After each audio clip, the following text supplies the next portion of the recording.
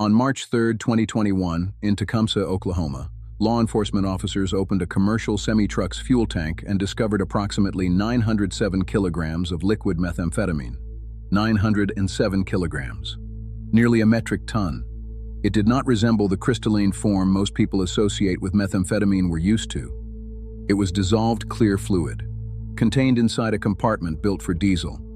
There were no dramatic chases that day, no barricades, no helicopters overhead, just procedure, an inspection, a tank that weighed more than it should have, a chemical test confirming what investigators suspected: methamphetamine. At that moment, authorities did not yet know the full scale of what they had uncovered. They only knew that a commercial truck, licensed, registered, outwardly compliant, had been carrying nearly a metric ton of narcotics concealed inside its fuel system. The question was immediate. Was this an isolated shipment, or was it part of something larger? The United States runs on freight. Every day, thousands of commercial trucks cross the southern border carrying produce, electronics, industrial equipment, pharmaceuticals, the infrastructure of daily life. The system is engineered for efficiency. Inspection cannot be absolute. If every truck were dismantled and thoroughly inspected, commerce would stall. So inspections are selective, risk-based. Fuel tanks are rarely opened. They are heavy. They are hazardous to access. And they are presumed to contain fuel.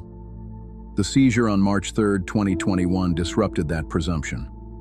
Because if one tank could hold nearly a metric ton of liquid methamphetamine, investigators had to consider how many others might have crossed without detection. More than 2 years after the Tecumseh seizure, another shipment surfaced. In September 2023, authorities seized approximately 92 kilograms of methamphetamine in Oklahoma City, connected to the broader investigation.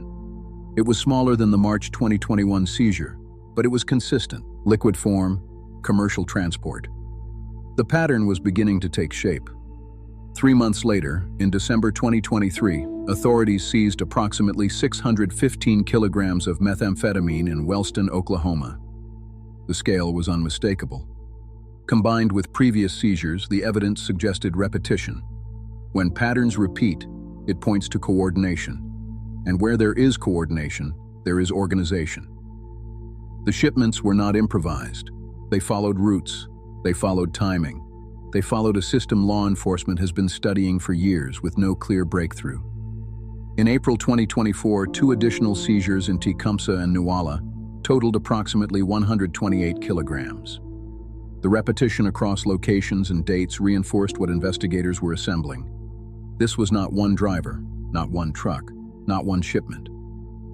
Federal agencies, including the FBI, DEA, and IRS criminal investigation, traced ownership records and trucking registrations. 2 company names surfaced repeatedly: DGC Express Company, and later, Dare Express Company. Both linked to Dennis Leal Gutierrez. These were not fake companies. They were registered, operational, licensed. They moved legitimate freight. According to federal prosecutors, some of their trucks were also used to transport liquid methamphetamine concealed inside modified fuel tanks. Liquid methamphetamine changes concealment strategy. In crystalline form, meth is bulky and visually recognizable. In liquid form, it can be dissolved, transported discreetly, and later chemically converted back into solid form. Fuel tanks provided both concealment and institutional cover. Inspecting them requires time and cause. The operation described in federal court relied on that balance between speed and scrutiny. Investigators also followed financial flows. Court records later alleged that Juan Hernandez and Jessica Muniz participated in laundering drug proceeds. Funds were transferred through digital payment platforms and wire services. Other defendants, including Cesar Azamar and Adrian Narvaez, were accused of assisting with coordination and distribution logistics, transportation, transfer, and finance. Compartmentalized layers of operation. On December 17, 2024, a federal grand jury returned a second superseding indictment charging 5 primary defendants: Dennis Leal Gutierrez, Juan Hernandez, Jessica Muniz, Cesar Azamar, Adrian Narvaez. The charges included conspiracy to distribute methamphetamine and conspiracy to commit money laundering.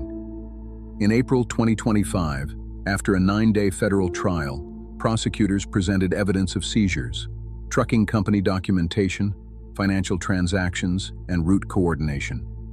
The government attributed approximately 16,000 kilograms of methamphetamine to the broader organization, an estimated $64 million in distribution value.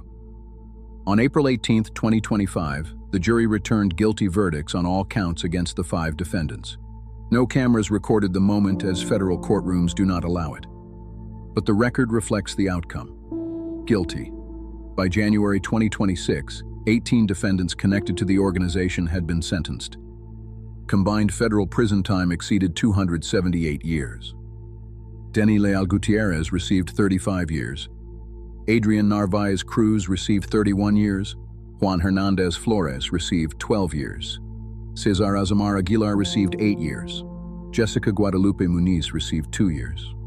Authorities seized a Freightliner semi-truck, firearms, cash, and real property in Oklahoma and Texas. The trucking companies ceased operations.